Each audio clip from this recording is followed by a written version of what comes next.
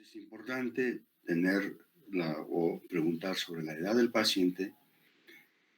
Hay patologías que están relacionadas con grupos etarios. Hay cardiopatías congénitas con frecuente en lactantes en los niños, ¿cierto? Aquí en nuestro medio, por razones no bien explicadas, no se ven con frecuencia formas de cardiopatías cianóticas, ¿no? O cardiopatías congénitas. Puede aparecer, digamos, comunicaciones interventriculares, comunicación interauricular, persistencia de conducto arterioso, suelen ser en lactancia mayores, en niños preescolares. Mientras la fiebre reumática activa, que tiene una secuela, ¿no? Siempre en niños menores de 5 a 15 años, ¿cierto? Mientras las enfermedades corazón pulmonar crónico afectan a los adultos como complicaciones tardías de neumopatías, enfermedades pulmonares, ¿no es cierto? Hemos dicho los mineros, como la neumoconiosis o fibrosis pulmonar por otras causas, ¿no es cierto? En adultos mayores digamos, siempre mayores están evolucionando con hipertensión arterial o cardiopatías isquémicas. La cuestión isquémica es cualquier momento pueden llegar a angina, pueden infartar la cuestión, ¿cierto? En cuanto al sexo, también nos interesa la cuestión. Las mujeres son más frecuentes que tendrían hipertensión arterial y los varones más tendrían cardiopatías isquémicas. La cuestión. También ocupación, preguntamos, ¿en qué trabaja usted? ¿Qué hace? ¿No es cierto? Hay enfermedades ocupacionales. Ciertas profesiones pueden provocar lesiones pulmonares crónicos. Esas lesiones pulmonares crónicas a la larga van a evolucionar con cor pulmonar crónico. Y también hay sujetos que tienen profesiones sedentarias, ¿no? Más están sentados, más aún están sometidos a situaciones con estrés más. Estos son propensos a hipertensión arterial y cardiopatías isquémicas. También nos interesa la raza, la cuestión. Las llamadas enfermedades pueden atacar preferentemente en determinadas razas, como tromboangiitis obliterante en la raza de los judíos, mientras la anemia falciforme, la hipertensión arterial es frecuente en la raza negra, la cuestión, ¿cierto? Entonces también tiene su importancia. También nos interesa la procedencia, de dónde eres, de dónde vienes, ¿no es cierto? Es importante conocer su procedencia del paciente, ¿no? Determinar si viene de una zona endémica chagásica, la cuestión, entonces probablemente cardiopatia chagásica. Pero en sujetos que viven en las zonas tropicales pueden tener cardiopatía anémica. ¿Por qué? Por la infestación parasitaria de ancilostoma, de cátulo-americanos. ¿No? Entonces, ellos también evolucionan con cardiopatía. Pero aquí, los sujetos procedentes de las regiones del altiplano o zonas altas que dicen, pueden tener una poliglobulia o eritrocitosis patológica de altura que a la larga evoluciona también con corazón pulmonar crónico. Ya les he dicho, no será 100%, pero hay un porcentaje, ¿no es cierto? También nos interesan sus hábitos. Definitivamente está comprobado que el efecto perjudicial tabaco para cardiopatía coronaria, ¿no es cierto? O insuficiencia arterial en miembros inferiores. Antecedentes tabaquismo es frecuente en los enfermos arteriales, especialmente tromboangitis obliterante de Buerger. Igualmente, factor fundamental para EPOC, la enfermedad pulmonar obstructiva crónica, que complican después tardíamente, siempre con corazón pulmonar crónico. Y luego, después de esto, nos interesaría hablar de los principales síntomas cardiovasculares. Dentro de esto tenemos primero el dolor precordial, dicen algunos, dolor torácico, ¿no es cierto? Pueden ser de origen cardíaco, o sea, del miocardio, pericardio, aorta, o pleura, mediastino, esófago, estómago, o propiamente el dolor puede originarse en la pared torácica, ya sea de los músculos o de las articulaciones condrocostales. En cuanto al dolor de isquemia de miocardio, se admite dolor de origen miocárdico, de origen isquémico, debido a la hipoxia. ¿Por qué? Ocurre aquí un desequilibrio entre la oferta de consumo de oxígeno por la estimulación de las terminaciones nerviosas, de la adventicia de las arterias y del propio miocardio por sustancias químicas liberadas durante la contracción. La causa más común de la isquemia miocárdica es la aterosclerosis. La aterosclerosis va obstruyendo las arterias. Ahora, ustedes deben revisar por qué se forma aterosclerosis, cuál es su fisiopatología, cuáles son los componentes. Es necesario saber la cuestión, qué cantidad de lípidos, el calcio, los plaquetas se juntan y obstruyen la cuestión, ¿cierto? La causa más común de la isquemia miocárdica es el 90%. Y un pequeño porcentaje pueden ser por émbolos que pueden migrar o espasmo arterial. Así asume las características especiales de angina o infarto de miocardio. Pero aquí, la historia clínica es la técnica más importante para hacer diagnóstico de las causas del dolor torácico. En la evaluación semiológica se debe preguntar si hay dolor torácico. Señálame dónde, localización queremos, ¿no es cierto? Tenemos carácter o tipo de dolor, la cuestión quiero saber. Irradiación, ese dolor, ¿a dónde va? ¿No es cierto? Su intensidad es leve, moderado. ¿Cuánto tiempo dura? Duración, la frecuencia. Factores desencadenantes, ¿quiénes lo desencadenan o agravantes?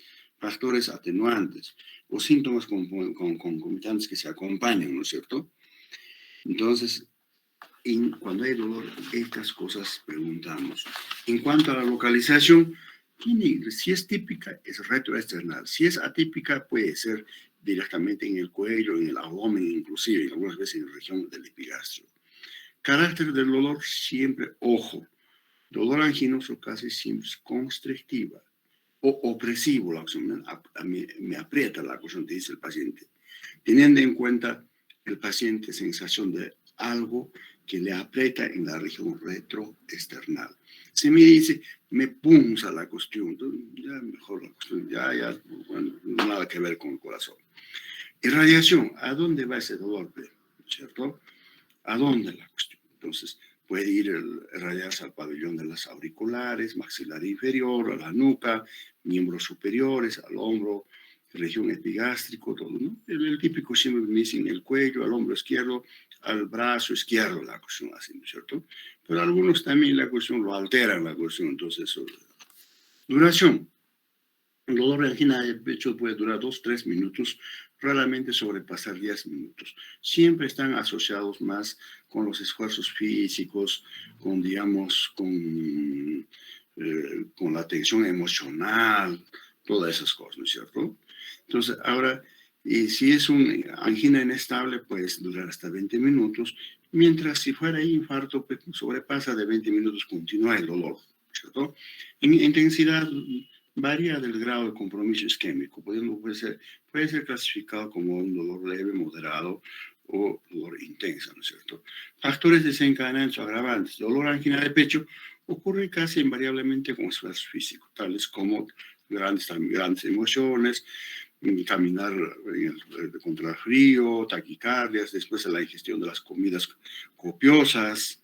En infarto de miocardio, el dolor puede iniciar usualmente durante el reposo, en la noche inclusive. Factores atenuantes del dolor. El alivio del dolor en reposo es una de las características fundamentales de la angina de pecho, y el uso de vasodilatadores coronarios también hacen desaparecer el dolor. Bien, estos pacientes me dicen, me duele, estaba subiendo las gradas de mi casa, tenía el dolor, yo me he sentado, ha desaparecido. Algunos te dicen ya, yo me he puesto estas tabletitas de sorbí debajo de la lengua, con eso me alivia la cruz, entonces es típico, ¿no? Manifestaciones concomitantes, dolor torácico intenso puede estar acompañado de náuseas, vómitos, sudoración fría, sugiere infarto de miocardio, la acción, ¿cierto? Perdóname un segundito. Aló. Dígame. Aló, dígame.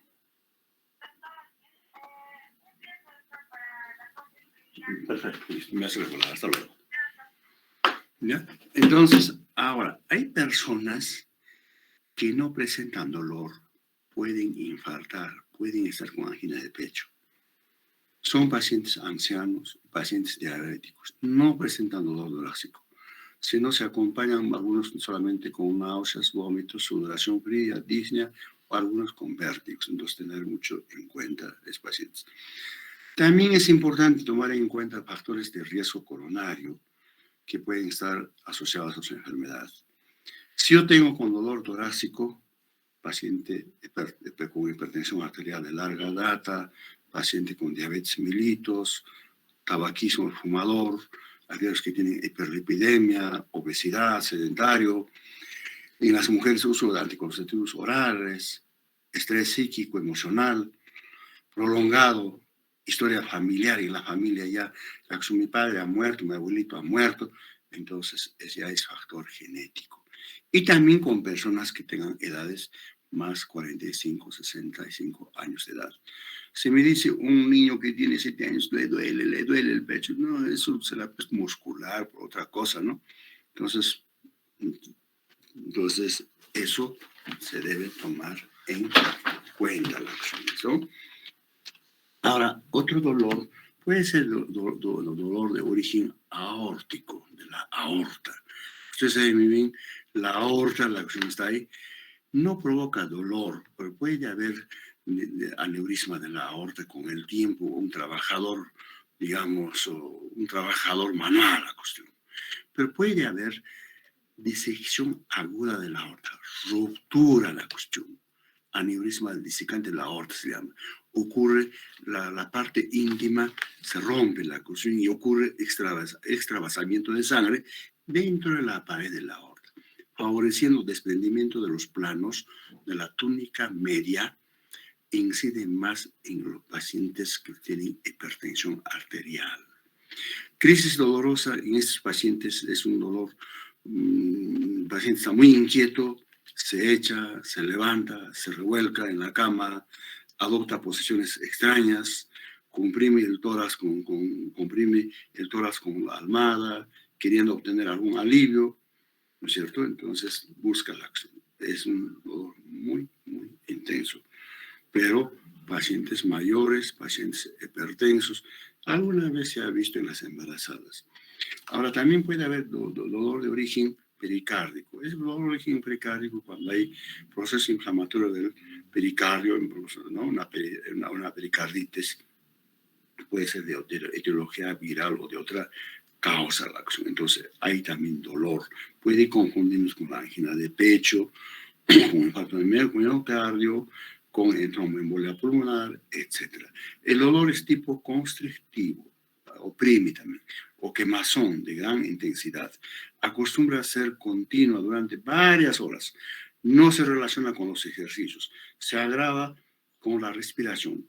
Algo inspira profundamente, le duele. Entonces, por esa razón, hace una respiración superficial. También, ahora también en el decúbito dorsal se pone, aumenta el dolor. Los movimientos que hace, aumenta el dolor. Entonces, el paciente tiene algún alivio cuando inclina el tórax hacia adelante o se coloca en posición genopectoral. Sabemos cómo es genopectoral. Hay alivio el dolor. El mecanismo probable del dolor de pericarditis es el frote entra en las membranas, una rápida distensión del saco pericardio. Entonces, eso es. Puede ser origen tipo psicógeno la cuestión. Hay pacientes que te vienen la cuestión gritando del dolor, especialmente en el sexo femenino. También puede haber en varones, ¿no? El dolor de origen psicógeno ocurre en individuos de ansiedad, que están muy ansiosos, deprimidos, pudiendo hacer parte del síndrome astenia neurocirculatoria o neurosis cardíaca. El dolor se limita en la punta del corazón, acostumbra a ser dolor sordo, persiste por horas, por semanas y acentuándose cuando el paciente tiene emociones desagradables, ¿no es cierto? No se relaciona con los ejercicios físicos. Dolor puede acompañarse de palpitaciones, puede estar acompañado con palpitaciones, disnea suspirosa, inestabilidad emocional y depresión. Dolor puede desaparecer, a ese paciente le sometes al ejercicio, a hacer un deporte, desaparece. Con los analgésicos también puede desaparecer, o con tranquilizantes, antidepresivos y placebos, la cuestión. Entonces también preguntar también la parte emocional aquí. Dolor torácico a nivel mamilar, la cuestión con el dedito índice o cualquier dedo te señala la cuestión a nivel la mamila, la cuestión. Entonces, el dolor casi nunca es de origen cardíaco. puede ser psicógeno o causando distensión del estómago o ángulo esplénico del colon, puede ser. Ahora, frecuentemente también hay dolor en las articulaciones condrocostales, acompañado de signos inflamatorios, dolor que se exacerba la palpación. Le comprimimos un poco, grita la acción, ¿no es cierto? Porque si es infarto, nada que ver. Es característico de osteocondritis. Ahora todavía hay otros dolores, hemos hablado de la parte del tórax, ¿no? Digamos la parte de la piel, dolores en la columna cervical, torácica, que puede irradiarse hacia adelante la acción. Entonces a estos pacientes ya les he dicho, hacemos hacer un poco movimientos hacia adelante, a las partes laterales. ¿Duele o no duele? Sí me duele la cuestión, entonces ya es otra cosa, ¿no es cierto? También.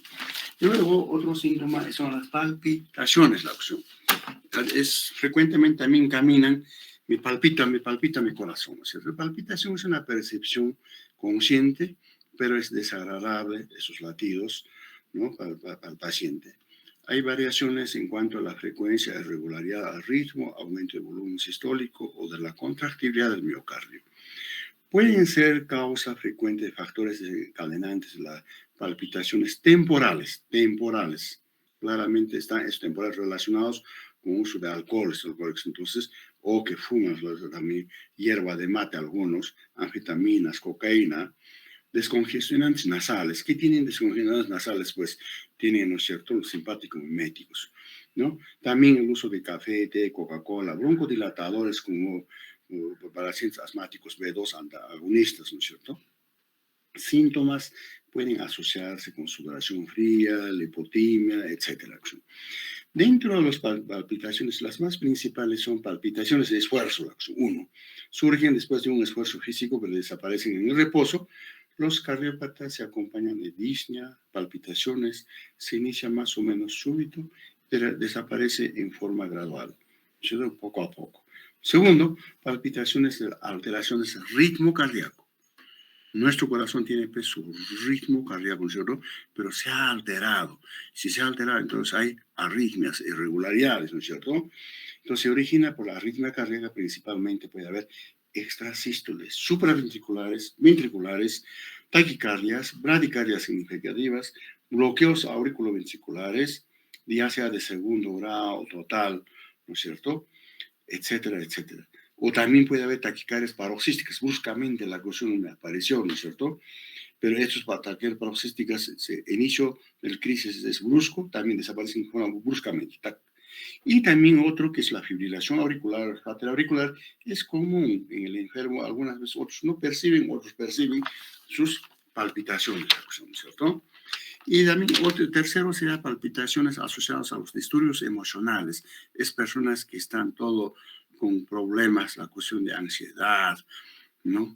Depresión, ¿no es cierto?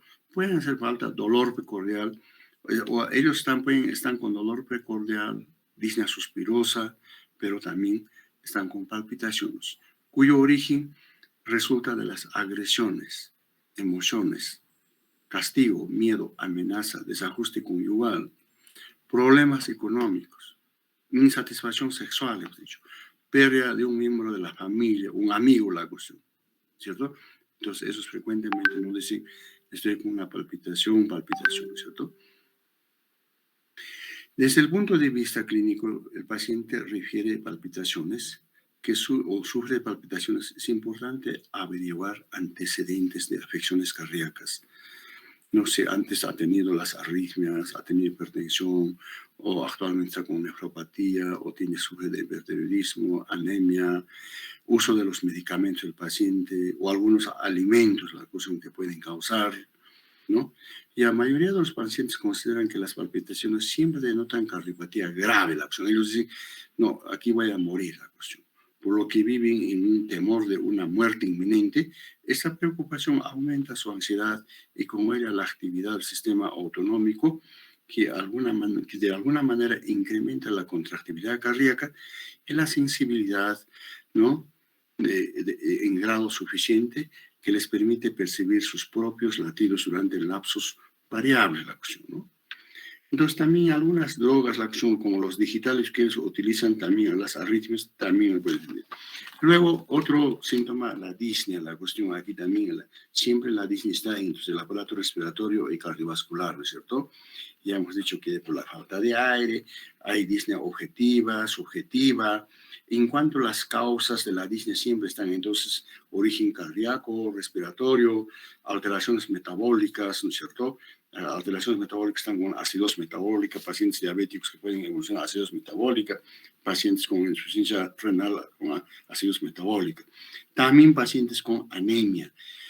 Anemia, ¿por qué? La cuestión originan disnea por acción directa de la anemia sobre el centro respiratorio, o sea, falta de oxígeno, o bien a través de la excitación de la zona sensible del seno carotidio y de la aorta por vía refleja, ¿no es cierto?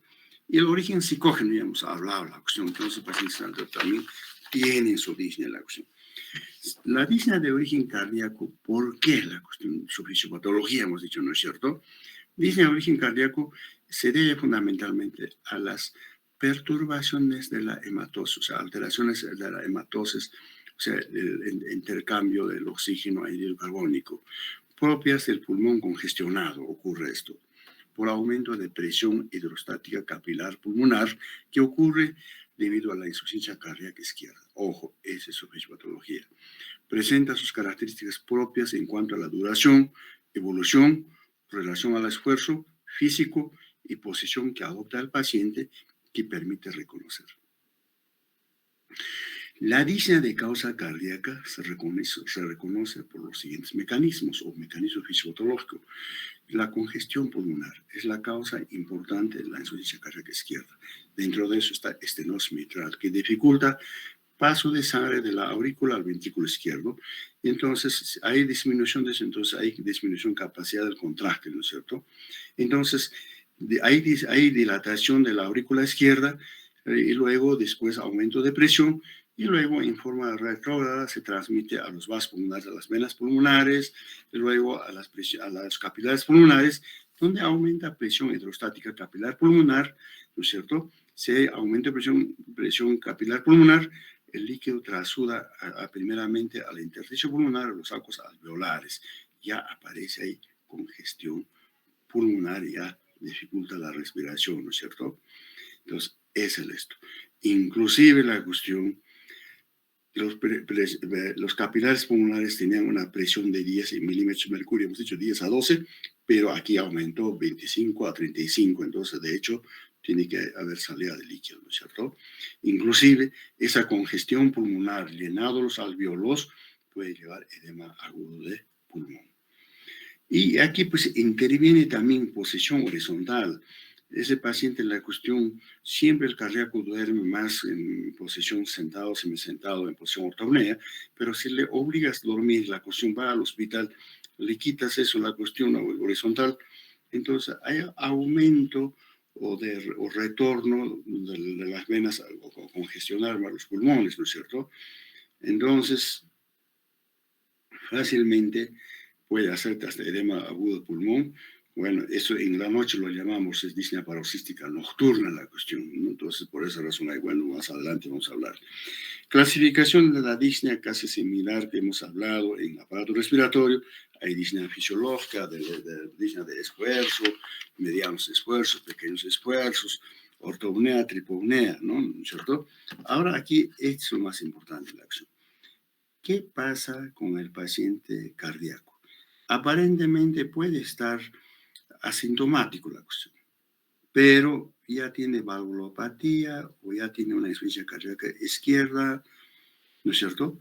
Pero esta disnea paroxística nocturna ocurre en la noche, después de que el paciente ha dormido algunas horas, siendo sugestivo de insuficiencia cardíaca izquierda. Este tipo de disnea no debe ser confundido con sensación de asfixia, sofocamiento o síndrome de apnea del sueño, la cuestión. Esas son otras patologías, la cuestión. Durante la crisis de la disnea puede haber broncoespasmo. ¿Por qué ocurre esto? Digamos, si el paciente se echa quizás con una almohada o sin almohada, entonces hay retorno venoso, la acción, ¿no es cierto? Congestiona. Uno, probablemente ya tenía edema. En la noche ese edema se reabsorbe, entonces hay sobrecarga de volumen en la cuestión. Ya entonces empieza la congestión de los pulmones, entonces él despierta la acción, como dicen, paroxística nocturna, se sienta o se acerca a la ventana, abre la ventana, ¿no? Inclusive algunos pueden llegar a síntomas, presentar, digamos, edema agudo de pulmón. ¿Por qué? Esa congestión pulmonar ingresa el líquido no solamente a los alveolos, a los bronquiolos, la cuestión es ahí, bronco, espasmo, inclusive puede aparecer ahí asma cardíaco, la cuestión, ¿cierto?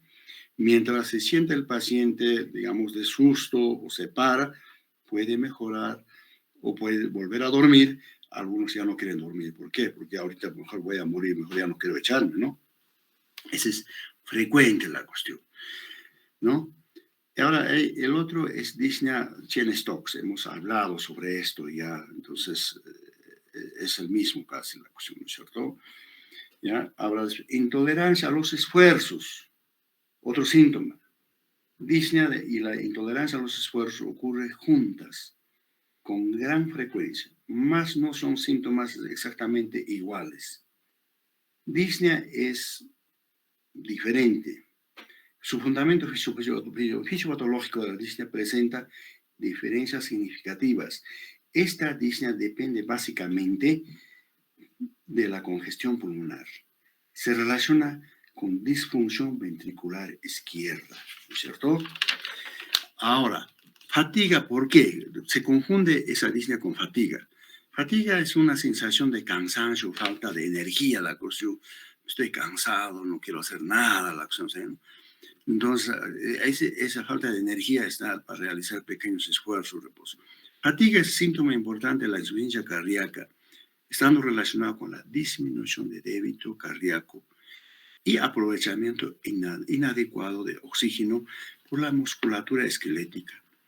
También está, bueno, esta fatiga no solamente en los cardiópatas, también pueden estar en otras patologías, por la anemia, ya puede ser, enfermedades endócrinas, hipotiroidismo, hipertiroidismo, insuficiencia suprarrenal, EPOC, etc.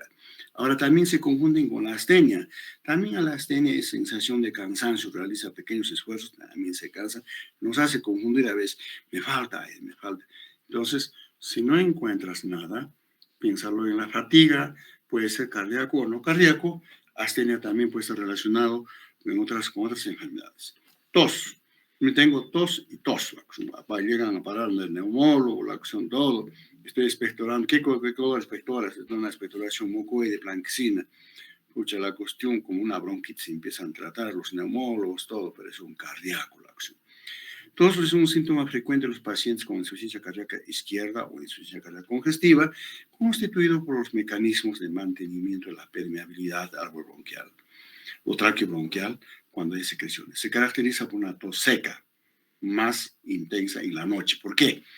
Más intensa en la noche cuando se echa aumento de retorno venoso hacia el tórax, ¿no es cierto? Eso ocurre cuando está el paciente en decúbito horizontal. Por eso ellos prefieren dormir, ¿no?, con cabecera alta. La causa es la congestión pulmonar. Casi siempre está asociado a la disnea. Cuando existe expectoración escasa tipo seroso, o puede ser seroso, porque ya digamos hay congestión pulmonar, entonces tipo seroso rica en albúmina confiere aspecto espumoso, es un edema agudo de pulmón. La congestión pulmonar facilita instalación de, ya, si hay congestión pulmonar, está congestionado frecuentemente diario, entonces esto facilita la instalación de infecciones bacterianas, como un caldo cultivo. Ya, entonces aquí la expectoración ya cambia, se torna mucopurulenta, puede ser amarillo verduzco, nos indica que instalación puede ser bronquitis o bronconeumonía, entonces ya complicó con eso más, ¿no es cierto? Pero cuando la expectoración es hemopleica en pacientes cardíacos, más siempre edema agudo de pulmón, estará con estenosis mitral, insuficiencia cardíaca izquierda, o será necrosis hemorrágica del parénquima pulmonar, como en caso de infarto pulmonar, ¿no?, por tromboembolia pulmonar. Sibilancias, la cuestión. El paciente me dice, escucho sibilancias, nosotros al auscultar escuchamos las sibilancias. ¿no? Es un ruido de la respiración. Este ruido traduce un pasaje de aire de alta velocidad a través de las vías respiratorias estrechas. La auscultación se encuentra más que todo en la expiración prolongada, sibilancias. Sibilancias es un sonido musical continuo, prolongado, con predominio expiratorio, ojo, pudiendo ocurrir también durante la expiración, inspiración, pero más siempre es expiratorio. Este ruido es más frecuente en asma bronquial, ¿no es cierto? También en bronquitis crónica, enfisema pulmonar. Pero esta expiración prolongada y las sibilancias de la insuficiencia cardíaca izquierda son producidos por edema de la mucosa bronquiolar. Ojo, la causa por el estrechamiento de las vías aéreas. Otro mecanismo probable es broncoconstricción refleja. Entonces debemos hacer diagnóstico diferencial. ¿Estoy con asma cardíaco o estoy con asma bronquial? Cuando es asma cardíaco, surge esto en posición echada, o sea, horizontal. Mejora cuando el paciente se siente o se pone de pie, asociado con taquicardia, ritmo de galope, estertores crepitantes en vasos pulmonares. Mientras si es asma bronquial, la disnea no es aliviada por el cambio de posición. Las sibilancias diseminadas predominan sobre los estertores. Caso que persista dudas, una radiografía de tórax es un recurso de gran valor, permite la evidencia de la congestión pulmonar en asma cardíaco, etcétera, ¿no es cierto? Hemoptisis, también la cuestión es la eliminación de sangre que hemos dicho. Entonces existe la cuestión en paciente cardiópata, las hemoptisis, ¿cierto? Pero también debemos hacer el diagnóstico diferencial siempre con la hematemesis, epistaxis, gingivorragias, etcétera, etcétera. El otro es muy frecuente, síncope, la cuestión te trae en la cuestión, ha desmayado hace ratito la cuestión. Síncope locomotivas. Síncope es pues la pérdida súbita transitoria de la conciencia con pérdida de tono postural debido a una brusca disminución del flujo sanguíneo cerebral. Ha disminuido, no va la sangre al cerebro por una privación de oxígeno y glucosa para el cerebro. Disminución del flujo sanguíneo cerebral o la obstrucción de la salida, como en caso de estenosis aórtica. Es que tiene estenosis frecuentemente desmayan, ¿no es cierto? Es importante recordar que la presión arterial es determinada por débito cardíaco y por la resistencia vascular periférica. La caída de cualquiera de estos factores favorece a síncope. La hipotimia es un desvanecimiento, sensación inminente de desmayo, que se presenta de manera repetitiva, efímera, sin pérdida de conciencia. Sabemos que el cerebro recibe 20% del débito cardíaco, es decir, 55 ml para cada 100 gramos de cerebro. Para que se produzca síncope, el flujo sanguíneo cerebral debe caer por debajo del valor crítico que se ha estimado, a menos de 30 ml para 100 gramos, ¿no?, de tejido cerebral por minuto. Lo que puede ocurrir cuando la presión arterial media, ojo, no se olviden la presión arterial media, la cuestión, la fórmula que hemos hecho, y sácalo la cuestión. Dice aquí, cuando cae por debajo de 30 milímetros de mercurio, ahí es el problema. Normales, ¿no es cierto?, 60 a 100, ¿no? Entonces es importante esto. Pero ahora, si estos síncopes son duraderos, más de 5 minutos, puede venir, digamos, un paro cardíaco, hay la lesión neurológica en el cerebro, ¿no es cierto? El síncope se debe a una isquemia cerebral difusa. Siempre se asocia al descenso de presión arterial y la perfusión cerebral hasta un límite que sobrepasa la capacidad de autorregulación de la circulación cerebral. Las neuronas del sistema nervioso central tienen una capacidad de reserva energética muy escasa y dependen de un aporte constante de oxígeno y glucosa a través de la sangre. Si por cualquier motivo este aporte disminuye, en pocos segundos cesa la actividad cerebral y el individuo pierde conocimiento. Disminución de flujo sanguíneo cerebral durante más de 5 minutos o 10 minutos provoca muerte cerebral con lesiones neurológicas irreversibles. Por esa razón decimos, paciente que ha hecho paro, dentro de 5 minutos o antes de 5 minutos, podemos sacarlo, no hay lesión cerebral. Si es más allá, probablemente hay lesión cerebral, ¿cierto? O lesiones cerebrales irreversibles la cuestión. ¿ya? Entonces, eso es importante conocer. Causas más frecuentes de síncope es dado por la presión, el flujo sanguíneo cerebral, depende de la presión arterial. Y el último término son factores fundamentales determinantes de síncope. Son, uno, síncope de origen cardiovascular o cardiogénico. Está relacionado con la disminución del débito cardíaco. Ojo. Dos, síncope de origen extracardíaco. Está relacionado con la disminución de resistencia vascular periférica, o sea, vasodilatación. Y la tres, combinación de estos dos mecanismos anteriores que mencionamos. Debemos tener presente que es un dato importante para el diagnóstico y certeza. En síncope de origen cardiovascular, ¿cuáles son las causas? Entonces, las causas más frecuentes son síncope cardíaco, son las arritmias cardíacas, obstrucciones mecánicas del flujo cardíaco, como estenosis aórtica. Todos estos, ¿qué llevan? Pues llevan generalmente a la disminución del débito cardíaco, ¿cierto? En estos casos, el síncope puede producirse tanto parado, de pie, o de cúbito, echado. Ocurre frecuentemente en personas ancianos. Ellos prevalecen de cardiopatía, es relativamente alta. Dentro de estos podemos mencionar, hay bradicardias severas, 30 a 40 latidos por minuto, o bradiarritmias, la cuestión, con una frecuencia de 40 latidos por minuto, o taquiarritmias muy alto, más de 100 latidos por minuto, fibrilaciones auriculares paroxísticas, ¿no es cierto? O taquicardias paroxísticas, bloqueos auriculoventriculares segundo, tercer grado, etcétera, ¿no? O también excepcionalmente puede haber una insuficiencia cardíaca post-infarto de miocardio, insuficiencia cardíaca grave capaz de producir disminución del flujo sanguíneo cerebral, o puede haber un mixoma en la válvula mitral, pues, ¿no? ¿No es cierto? Entonces, o prótesis valvulares ya pueden estar ya falla, estenosis aórtica, estenosis mitral, etc. Todos estos pueden causar una isquemia cerebral por la manifestación, ¿no? Entonces, etcétera. Entonces, y las causas de origen no cardiogénico, no son cardiogénicos, está relacionado con la disminución de la resistencia vascular periférica y vasodilatación, hay hipotensión arterial. Síncope vasovagal, que es frecuente, hemos dicho, ¿no es cierto? Hay personas más jóvenes, la cuestión, o gente joven, más puede ocurrir en cualquier edad, a pesar de cualquier edad, pero más en jóvenes. Habitualmente el paciente está de pie, ¿no? Antes del síncope. Puede ser precipitado o como causa un impacto emocional, una mala noticia, crisis pánico, ansiedad, dolor agudo, ambiente caliente, cerrado, presencia de intervenciones cruentas, extraer una muela, extracciones de sangre, están sentados, están sacándolo, ¡pac!, desmayó.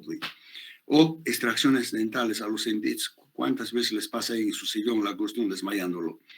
La pérdida de conciencia generalmente es precedida por malestar, náuseas, vómitos, etcétera, ¿no? ¿Cuál es el mecanismo? ¿Por qué desmaya esto? ¿No? Entonces, se admite el mecanismo básico del síncope donde existe una inhibición generalizada del tono simpático. Ojo, tono simpático es vasoconstrictor, ¿no es cierto? Entonces, hay inhibición. Porque existe aumento de tono vagal, predomina vagal. Este vagal provoca vasodilatación y esa vasodilatación lleva a hipotensión arterial, ¿no es cierto? En ocasiones se asocia con bradicardia. Hay síncope también inducido por la tos. No sé, yo he tosido, no he desmayado. Algunos se han levantado de la cama, ha ido al baño, saliendo, ha desmayado. O algunos después de la defecación, ha desmayado. Esto ocurre por la elevación de la presión intratorácica. En este fenómeno los síncopes provocados son por acción de la tos, defecar, o en el paciente que tiene estreñimiento, orinar en el individuo con aquellos que tienen hipertrofia benigna de próstata, ¿no? O a realizar, aquí existen maniobras de Valsalva, la cosa, ¿no es cierto? Síncope, hipotensión postural, ¿no es cierto? El paciente estaba sentado, echado, se levanta bruscamente, ¡pac!, desmaya. ¿Por qué? Entonces, hipotensión postural, la presión sistólica disminuye más o menos 20 milímetros de mercurio, la presión diastólica mayor o igual a 10 milímetros de mercurio, ¿no es cierto? Después de 3 minutos de posición ortostática, parado, la cuestión estaba pues echado, se ha parado, ¿no? Puede ocurrir también en personas saludables que permanecen de pie, parados durante mucho tiempo en una posición fija o se levantan rápidamente después de una permanencia larga de cúbito horizontal, que esto se caracteriza por la rápida caída de presión arterial cuando el paciente se levanta de la cama, adopta esta posición, ¿no es cierto? Es frecuente la acción. Esta hipotensión postural es frecuente, produce más que todo en personas que tengan depresión de volumen, o sea, deshidratación, ya sea por vómitos, diarrea, sudoraciones profusas o hemorragias, ya sea epistaxis, hemorragias digestivas, ¿no es cierto? Hipotensión también hay observado con los ejercicios físicos intensos o inanición, enfermedades prolongadas, hay desequilibrio hidroelectrolítico también, está dentro de la hipotensión postural. Hay también pacientes especiales con hipotensión postural, aquellos que tienen enfermedades crónicas, recidivantes. Aquí incluye, digamos, diabetes mellitus, una insuficiencia suprarrenal crónica, síndrome de mala absorción, insuficiencia cardíaca grave, pericarditis constrictiva, etcétera, etcétera. Y el otro síncope es por la hipersensibilidad al seno carotidio, ¿no? Entonces, ¿qué? Hay hipersensibilidad por los movimientos del cuello, ¿no es cierto? O utilizar una camisa muy apretada, todo. ¿Y qué estoy haciendo con estas cosas? Pues estimulación mecánica de los corpúsculos carotídeos, ¿no? El efecto vagal aquí entonces predomina. Se caracteriza entonces aquí síncope, ciertos movimientos en la cabeza, como mirar hacia arriba, ¿no es cierto? O agitarse la cuestión, ¿no? Voltear la cabeza, o tener un cuello de la camisa muy apretada, o la corbata, o compresión de masajes del cuello, etcétera, la cuestión, ¿no es cierto? Entonces, estos también presentan su síncope. Otros pueden ser por accidente cerebrovascular, la cuestión ya sea, digamos, ataques isquémicos transitorios, puede ser por ateromas, por émbolos, por hemorragias, etcétera, pero todos estos temas más deben profundizarse analizados en neurología. También hay hiperventilación con alcalosis respiratoria, la acción. Ocurre principalmente en mujeres jóvenes, tensas, ansiosas. Se manifiesta con adormecimiento en las extremidades, alrededor de la boca, una confusión mental, a veces la tetania, la cuestión. El mecanismo en la reducción del flujo sanguíneo cerebral por aumento del flujo sanguíneo periférico en el territorio esplácnico, etc. Síncope histérico. Esos histéricos, especialmente las jóvenes o las mujeres jóvenes, claro, también hay en los varones, o con el papá han llegado a pelear, o con el enamorado, también están pues, ahí, ¿no? Pero a estos pacientes le palpas el pulso, tomas la presión arterial, está normal, su coloración de la piel está normal, ¿no es cierto? Presenta solamente temblor en los párpados, presenta movimientos anormales de las extremidades, entonces tranquilizar. Y otros pueden ser por la hipoglucemia.